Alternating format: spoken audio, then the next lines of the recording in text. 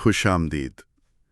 ہم میں سے اکثر لوگ سمارٹ سپیکر یا آٹو کریکٹ روز استعمال کرتے ہیں اور سوچتے ہیں کہ یہ زندگی کو کتنا آسان بنا رہے ہیں۔ لیکن کیا کبھی یہ خیال آیا ہے کہ یہ آسانی شاید سب کے لیے نہیں ہے؟ یہ ایک ایسا سوال ہے جس پر ہم کم ہی غور کرتے ہیں۔ ہم ٹیکنالوجی کو ایک ایسی چیز سمجھتے ہیں جو بس سب کے لیے یکساں طور پر کام کرتی ہے، لیکن حقیقت اکثر اس سے بہت مختلف ہوتی ہے۔ بالکل۔ اور آج ہم اسی حقیقت کی گہرائی میں اتریں گے۔ ہمارے پاس کمپیوٹرز آن ہیومن بیہیویئر نامی جریدے میں شائع ہونے والا ایک تحقیقی مقالہ ہے جو اس بظاہر سادہ سی ٹیکنالوجی کے پیچھے چھپے گہرے ڈیجیٹل فرق کو بے نقاب کرتا ہے۔ جی، آج ہم یہ جاننے کی کوشش کریں گے کہ یہ جدید ٹولز جنہیں AI میڈیٹڈ کمیونیکیشن یا AIMC کہا جاتا ہے، انجانے میں کن لوگوں کو پیچھے چھوڑ رہے ہیں۔ اور یہ سمجھنا بہت ضروری ہے کیونکہ یہ ٹولز اب صرف ہماری مدد نہیں کر رہے، بلکہ یہ ہماری بات چیت کرنے کے طریقے، ہماری زبان اور ہمارے تعلقات پر بھی اثر انداز ہو رہے ہیں۔ تو اس تحقیق کا بنیادی مقصد اسی فرق کو سمجھنا ہے جو ٹیکنالوجی کی دستیابی اور اس تک حقیقی رسائی کے درمیان موجود ہے۔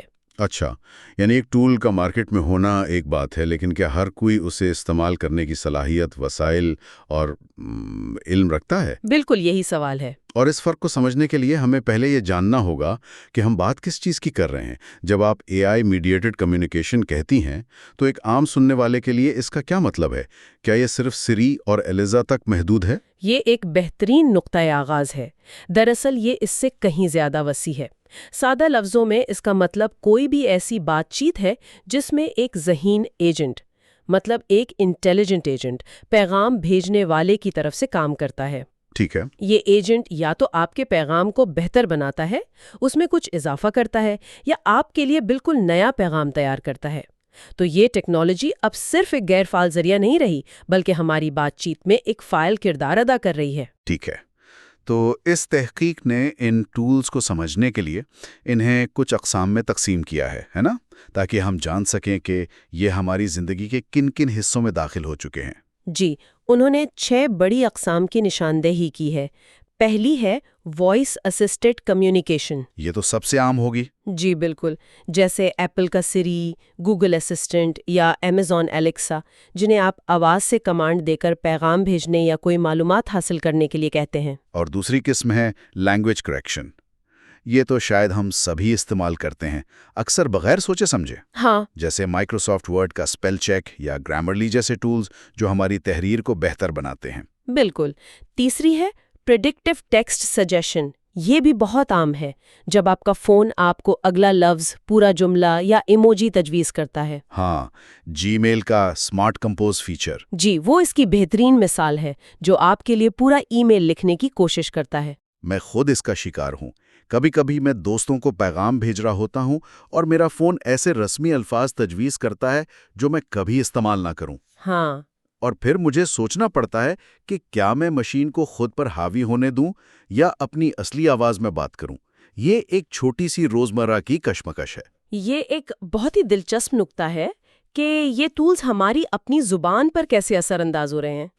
اچھا، چوتھی اور پانچویں قسمیں ہیں ٹرانسکرپشن اور ٹرانسلیشن۔ یعنی آواز کو تحریر میں بدلنا اور ترجمہ کرنا۔ جی، ٹرانسکرپشن یعنی آواز کو تحریر میں بدلنا، جیسے auto.ai جیسی سروسز کرتی ہیں، اور ٹرانسلیشن تو ظاہر ہے گوگل ٹرانسلیٹ کی طرح ایک زبان سے دوسری میں ترجمہ کرنا۔ اور آخری قسم پرسنلائزڈ لینگویج لرننگ ہے، جی، یعنی ڈیولنگو جیسی ایپس۔ جی، جو آپ کو آپ کی رفتار اور قابلیت کے مطابق نئی زبان سکھاتی ہیں۔ تو یہ 6 اقسام واقعی ہماری زندگی کے بہت سے پہلوؤں کا احاطہ کرتی ہیں۔ اب سوال یہ پیدا ہوتا ہے کہ تحقیق نے یہ کیسے معلوم کیا کہ ان ٹولز تک رسائی میں فرق موجود ہے؟ اس کے لیے محققین نے ایک جامع طریقہ کار اپنایا۔ انہوں نے امریکہ بھر سے 519 افراد کا ایک آن لائن سروے کیا۔ 519 لوگ؟ جی، اور یہ کوئی عام سروے نہیں تھا۔ شرکاء کی عمریں 19 سے 74 سال کے درمیان تھیں، اور ان کا تعلق مختلف سماجی، معاشی اور نسلی پس منظر سے تھا تاکہ ایک مکمل تصویر سامنے آ سکے۔ تو اس کا مطلب ہے کہ انہوں نے صرف ٹیکنالوجی کے شوقین نوجوانوں سے بات نہیں کی، بلکہ معاشرے کے ہر طبقے کی نمائندگی کو یقینی بنایا۔ یہ بہت اہم ہے۔ بالکل۔ سروے کا مقصد صرف یہ جاننا نہیں تھا کہ کون کیا استعمال کرتا ہے، بلکہ یہ بھی جاننا تھا کہ وہ اسے کتنی بار استعمال کرتے ہیں، اسے استعمال کرتے ہوئے کیسا محسوس کرتے ہیں، اور سب سے اہم، انہیں کن رکاوٹوں کا سامنا کرنا پڑتا ہے۔ تو آئیے اب نتائج پر بات کرتے ہیں۔ اعداد و شمار نے کیا کہانی سنائی؟ کون سے ٹول سب سے زیادہ مقبول تھے؟ نتائج کافی دلچسپ تھے۔ سب سے زیادہ استعمال ہونے والے ٹولز، جیسا کہ توقع تھی، وائس اسسٹڈ کمیونیکیشن اور لینگویج کریکشن تھے۔ اچھا، تقریباً 92% شرکاء نے بتایا کہ وہ ان ٹولز کو استعمال کرتے ہیں۔ اس کی ایک وجہ یہ بھی ہو سکتی ہے کہ یہ ٹولز اکثر ہمارے فون اور کمپیوٹرز میں پہلے سے ہی موجود ہوتے ہیں۔ صحیح، آپ کو انہیں ڈھونڈنا نہیں پڑتا۔ صحیح۔ اور دوسری طرف سب سے کم استعمال ہونے والا ٹول کون سا تھا؟ وہ ٹرانسکرپشن ٹولز تھے جنہیں صرف 41% لوگ استعمال کرتے تھے۔ صرف 41%؟ جی، اس سے یہ ظاہر ہوتا ہے کہ کچھ ٹولز جو خاص کاموں کے لیے بنائے گئے ہیں وہ ابھی تک عام لوگوں کی عادت کا حصہ نہیں بنے۔ شاید لوگوں کو ان کی ضرورت محسوس نہیں ہوتی، یا انہیں ان کے بارے میں علم ہی نہیں۔ یہ بات دلچسپ ہے، لیکن کیا یہ صرف عمر کا مسئلہ ہے یا ٹیک لٹریسی کا؟ کیونکہ ہم نے ایسے بزرگ بھی دیکھے ہیں جو نوجوانوں سے زیادہ ٹیکنالوجی استعمال کرتے ہیں۔ کیا تحقیق اس بات میں فرق کرتی ہے کہ یہ صرف عمر ہے یا ٹیکنالوجی سے ناآشنائی جو کسی بھی عمر میں ہو سکتی ہے؟ آپ نے بالکل صحیح نس پکڑی ہے۔ تحقیق سے یہ تو واضح ہوا کہ مجموعی طور پر عمر بڑھنے کے ساتھ ساتھ ان ٹولز کو اپنانے کا رجحان کم ہوتا ہے۔ لیکن اس سے بھی زیادہ اہم ایک اور عنصر سامنے آیا، اور وہ تھا کمفرٹ، یعنی سہولت کا احساس۔ کمفرٹ یعنی ٹول کو استعمال کرتے ہوئے آسانی محسوس کرنا؟ جی، اور اس سے بڑھ کر خود اعتمادی محسوس کرنا۔ جن لوگوں کو ٹول استعمال کرتے ہوئے یہ لگا کہ وہ اسے کنٹرول کر سکتے ہیں اور یہ ان کے لیے کام کرے گا، انہوں نے اسے زیادہ اپنایا، چاہے ان کی عمر یا تعلیم کچھ بھی ہو۔ اچھا، یہ ایک نفسیاتی پہلو ہے۔ ٹیکنالوجی کتنی ہی اچھی کیوں نہ ہو، اگر وہ کسی کو استعمال کرتے ہوئے بے بس یا نادان محسوس کرائے تو وہ شخص اسے چھوڑ دے گا۔ یہ تو بالکل درست بات ہے۔ اور ایک اور حیران کن نتیجہ بھی تھا، ہے نا، کہ کسی کے پاس کتنی ڈیوائسز ہیں اس بات سے زیادہ فرق نہیں پڑتا تھا۔ جی، یہ بہت حیران کن تھا۔ سوائے وائس اسسٹڈ کمیونیکیشن کے، باقی 5 قسم کے لیے اس بات سے کوئی خاص فرق نہیں پڑا کہ کسی کے پاس ایک ڈیوائس ہے یا 5۔ تو مطلب یہ ہے کہ صرف لوگوں کو لیپ ٹاپ یا اسمارٹ فون دے دینا کافی نہیں ہے، اصل رکاوٹیں کچھ اور ہیں۔ بالکل۔ لیکن وائس اسسٹڈ کمیونیکیشن یعنی اسمارٹ سپیکرز کے معاملے میں یہ تعلق واضح تھا۔ کیوں؟ کیونکہ اسمارٹ سپیکرز جیسے کہ الیکسا یا گوگل ہوم کو کام کرنے کے لیے ایک مخصوص ہارڈ ویئر اور ایک مستقل اچھے انٹرنیٹ کنیکشن کی ضرورت ہوتی ہے۔ صحیح۔ یہ آپ کے فون کی طرح نہیں ہے جسے آپ کہیں بھی لے جائیں۔ اس لیے جن لوگوں کے پاس زیادہ انٹرنیٹ سے منسلک ڈیوائسز تھیں اور گھر میں اچھا انٹرنیٹ تھا، وہ ان ٹولز کو زیادہ استعمال کر رہے تھے۔ یہ ظاہر کرتا ہے کہ کچھ ٹولز کے لیے بنیادی ڈھانچہ یعنی انفراسٹرکچر کتنا اہم ہے۔ تو یہ تو ہوئی اعداد و شمار کی بات، لیکن اس تحقیق کا سب سے دلچسپ حصہ وہ ہے جہاں لوگوں کے ذاتی تجربات کو شامل کیا گیا۔ اعداد و شمار ہمیں بتاتے ہیں کہ کیا ہو رہا ہے، لیکن یہ کہانیاں ہمیں بتاتی ہیں کہ کیوں ہو رہا ہے۔ بالکل، اور یہی اس تحقیق کی اصل طاقت ہے۔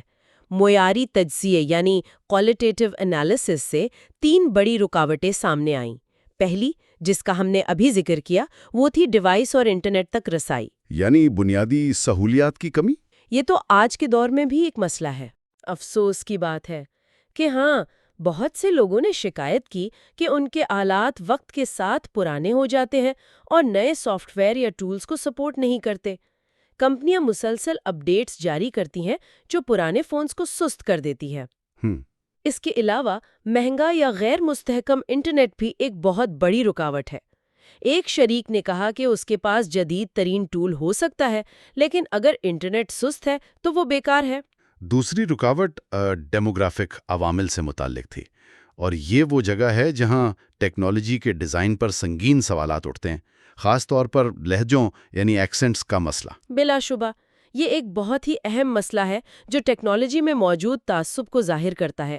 ایک شریک جو انگریزی اور جاپانی دونوں زبانیں روانی سے بولتا تھا، اس نے کہا کہ اس کے لہجے کی وجہ سے وائس ریکگنیشن ٹول اکثر غلطیاں کرتا تھا۔ اچھا۔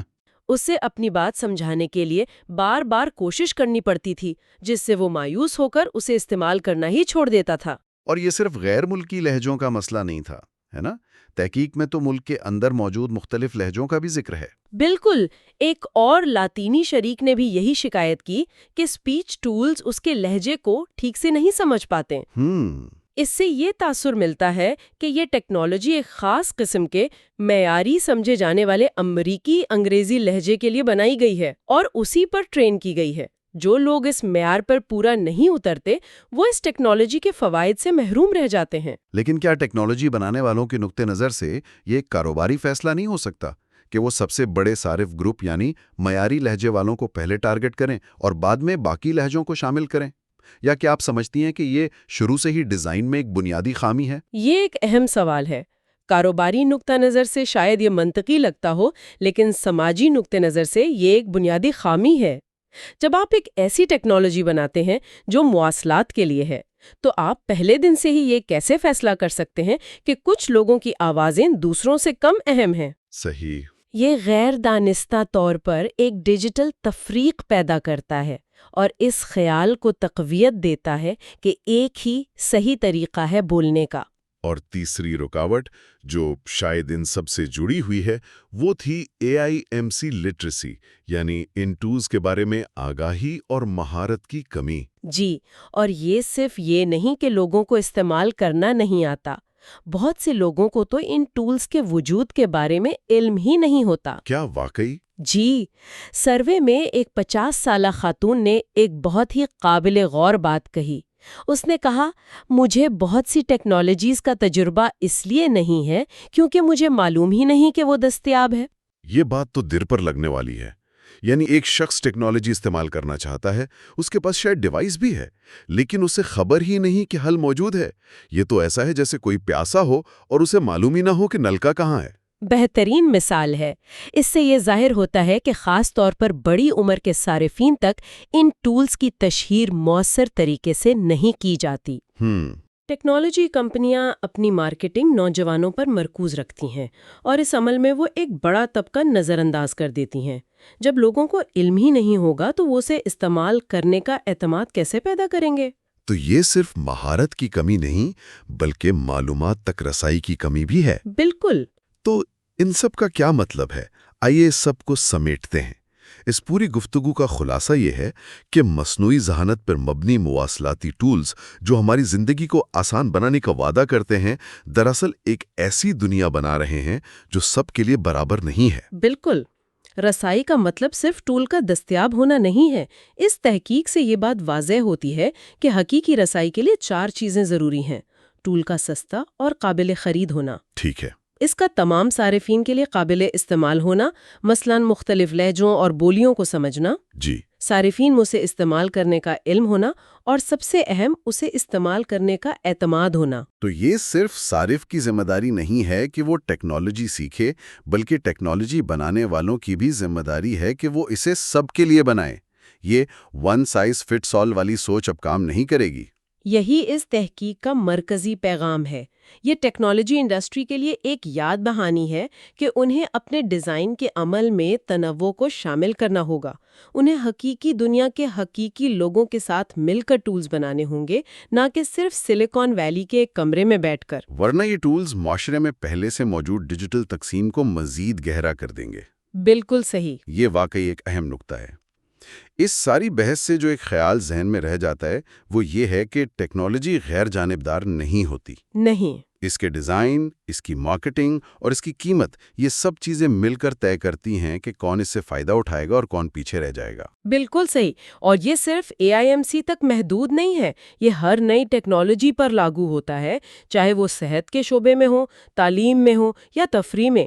ہمیں ہمیشہ یہ سوال پوچھنا چاہیے، یہ کس کے لیے بنایا گیا ہے اور کون اس سے محروم رہ رہا ہے؟ تو اگلی بار جب آپ کا فون آپ کو کوئی فوری جواب تجویز کرے یا آپ کا اسمارٹ اسپیکر آپ کے کہنے پر گانا بجائے، تو ایک لمحے کے لیے سوچنا قابل غور ہے کہ کون سے لوگ اس طرح کے آسان تجربے سے محروم رہ سکتے ہیں اور اس کی وجہ کیا ہے۔ کیا یہ ان کی مہارت کی کمی ہے یا اس ٹیکنالوجی کے ڈیزائن میں ہی کوئی خامی ہے جو انہیں نظر انداز کر رہی ہے؟ یہ سوچنے کے لیے ایک بہترین سوال ہے۔ اس قیمتی اور آنکھیں کھول دینے والی گفتگو کے لیے آپ کا بہت شکریہ۔ اگلی بار تک کے لیے خدا حافظ۔